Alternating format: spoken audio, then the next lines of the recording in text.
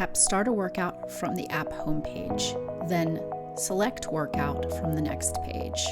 You'll see all of the workouts that have been assigned to you.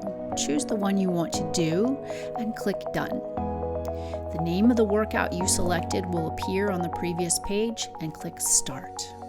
On the next page, you'll see a list of all of the exercises you are to perform for this workout, including repetitions, sets, and the amount of rest that you should take between each movement.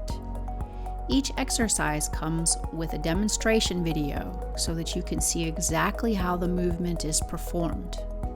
We also have detailed information about the type of movement, trainer notes, and a step-by-step written description for how to perform the movement, as well as variations in case you need an alternative.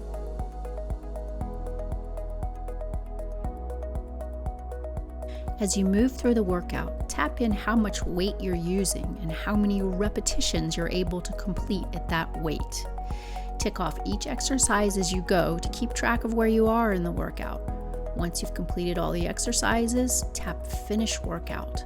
There'll be a space where you can leave notes for yourself so that you'll have them the next time you do this workout.